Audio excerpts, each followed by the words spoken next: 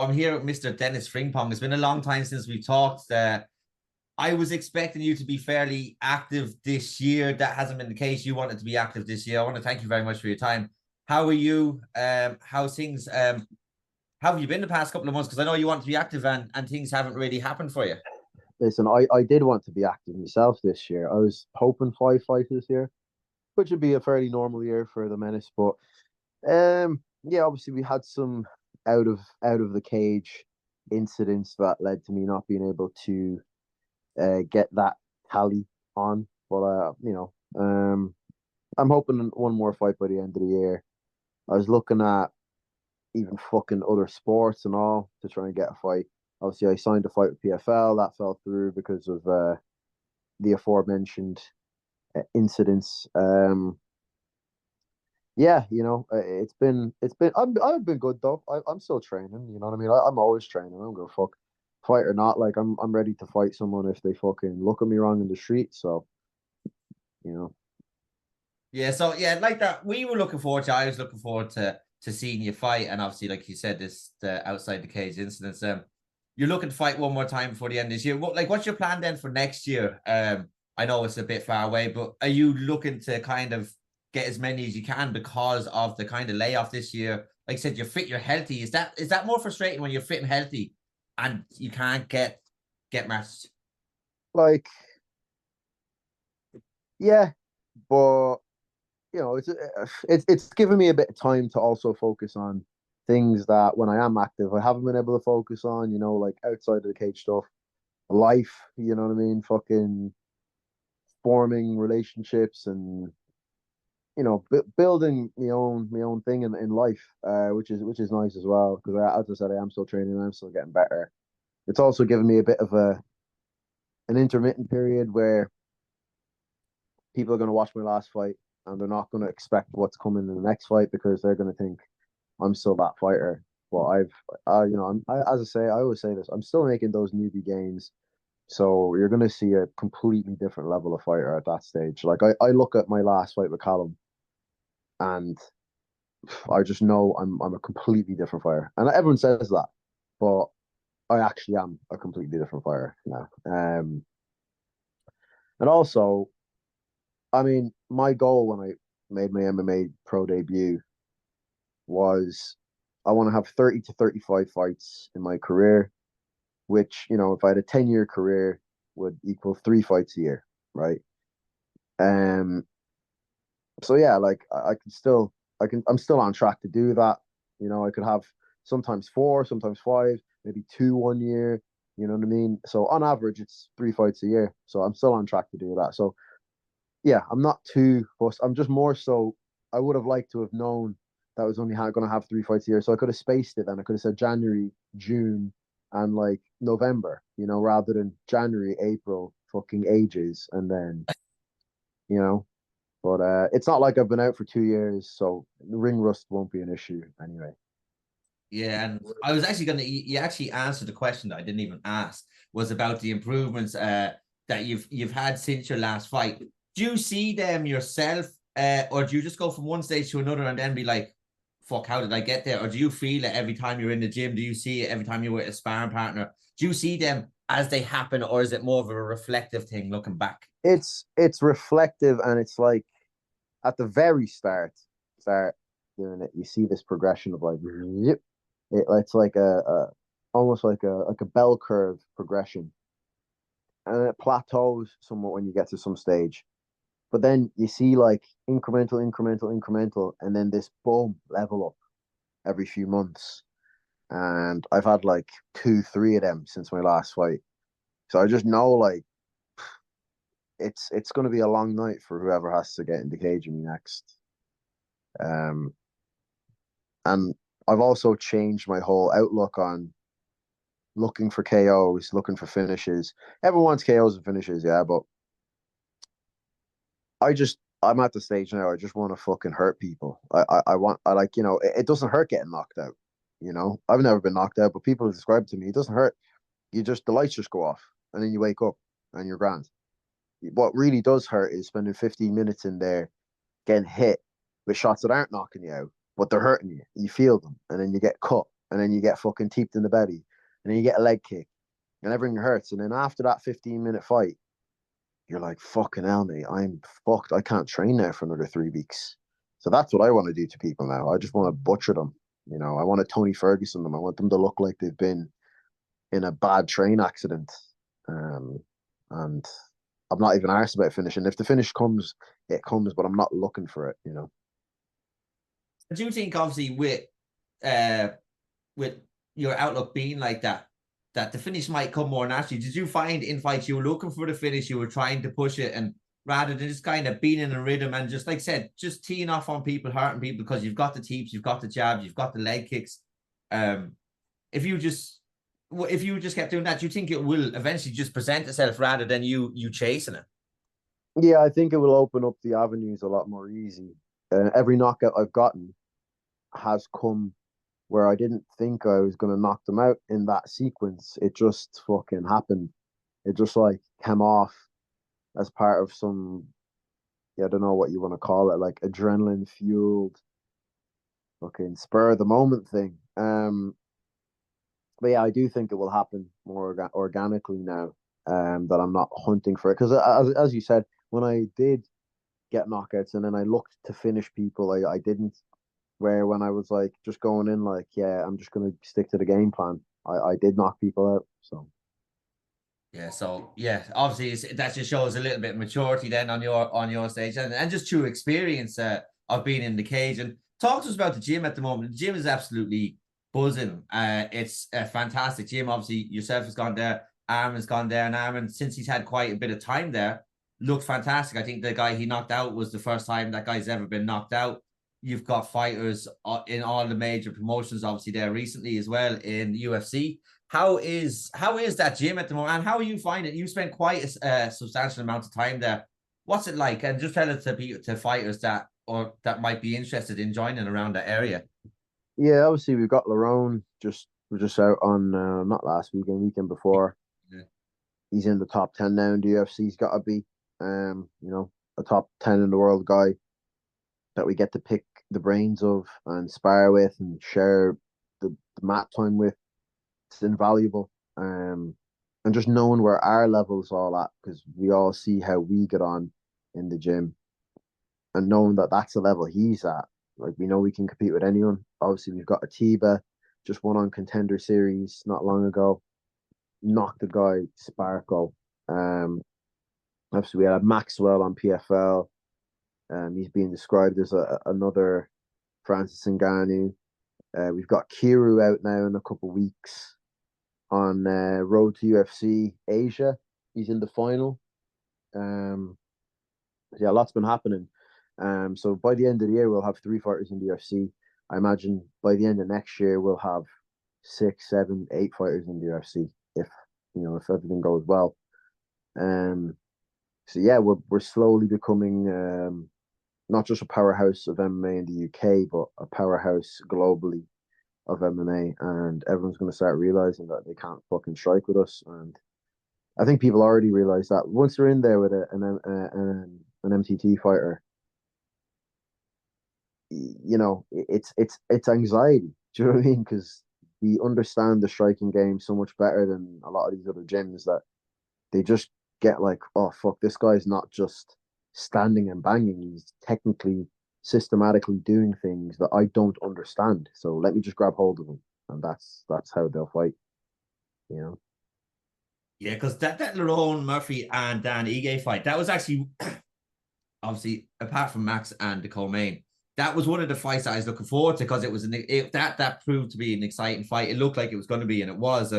And with like you said, you you're predicting that there's going to be so many in the UFC from your gym and in all these big promotions, uh, and across obviously the UK and Ireland now. Do you feel that the levels across Europe and mostly obviously those two countries are going up and up and up? That there's more talent coming out of these countries, and why would you think that is? I mean, I can't say why that is. I think obviously inspirations have led to more kids doing it, likes of Connor, likes of Leon Edwards, likes of Michael Bisping, likes of Tom Aspinall.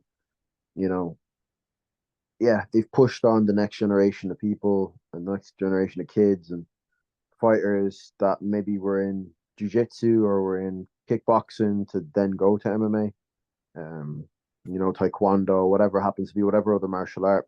So that could be a factor.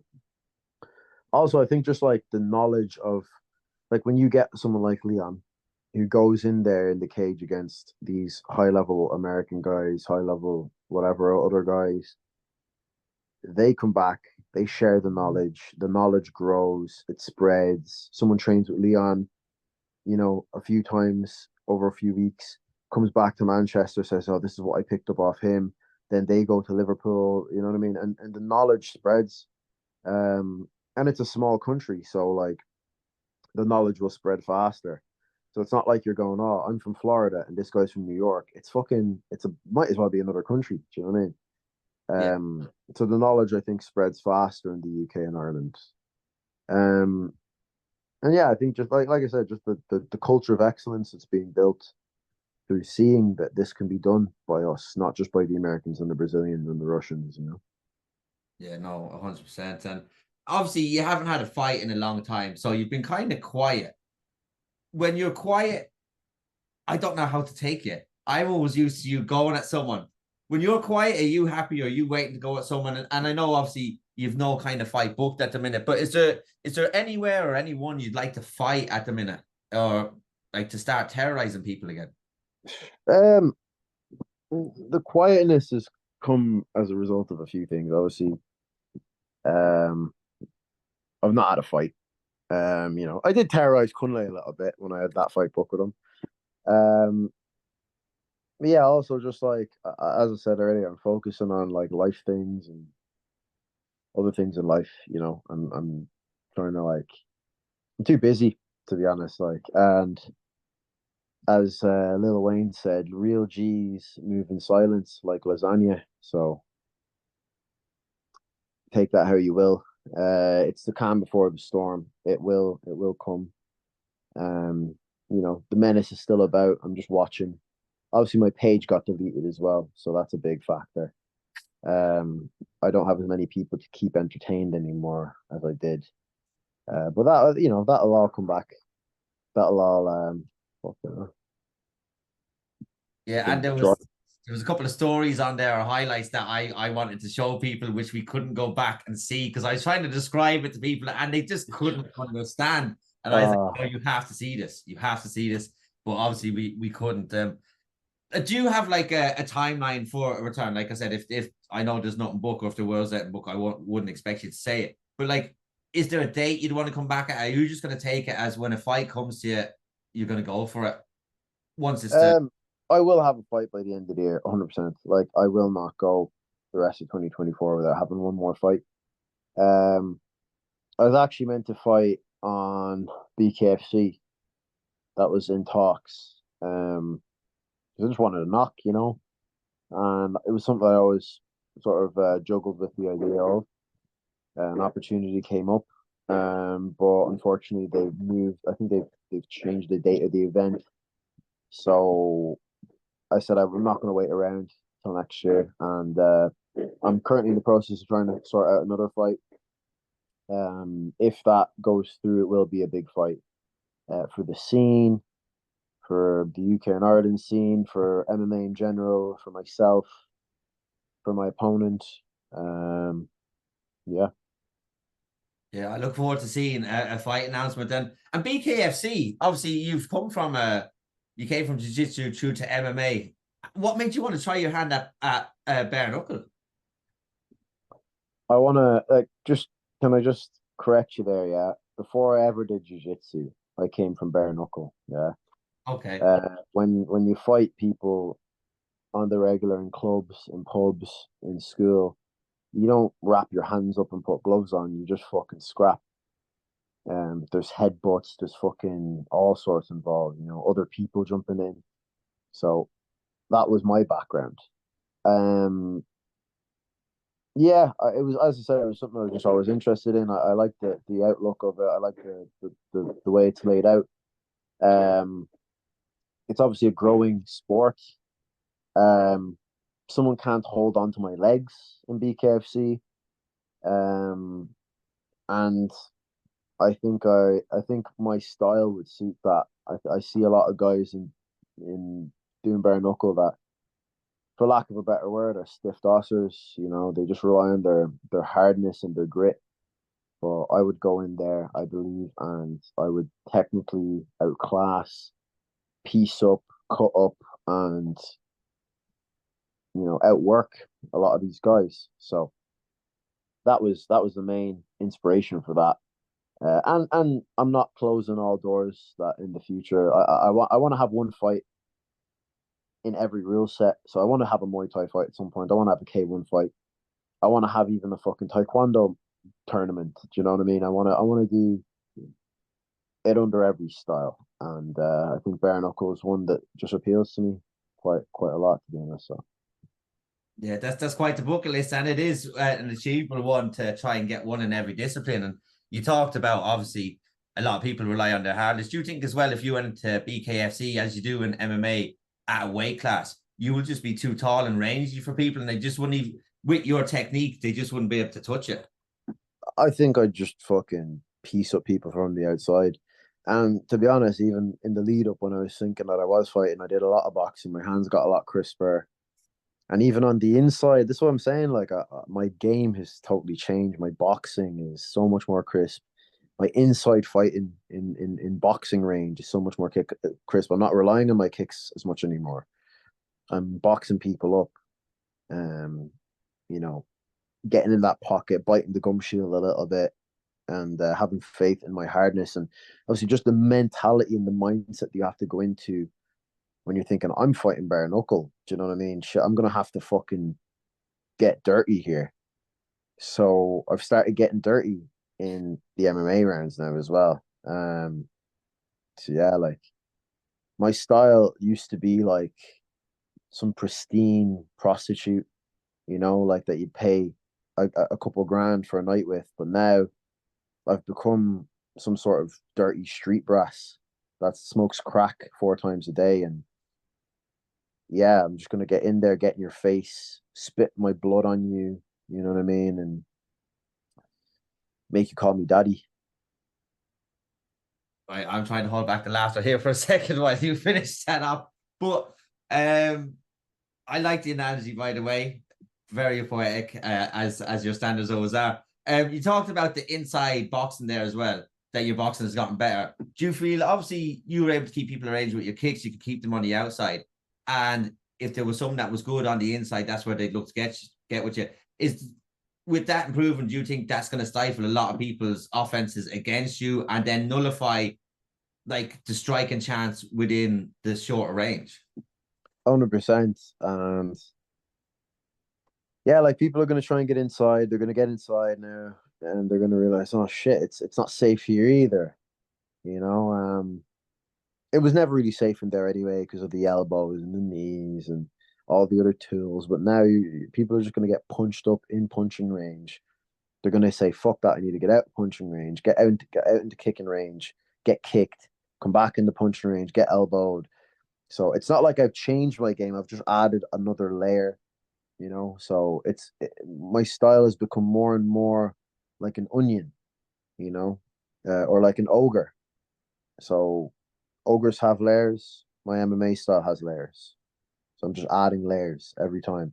Every few months, there's layers getting added, and every one of those layers involves brutal violence. So I actually can't wait to see you come back. For me, it's been too long that you've been not fighting.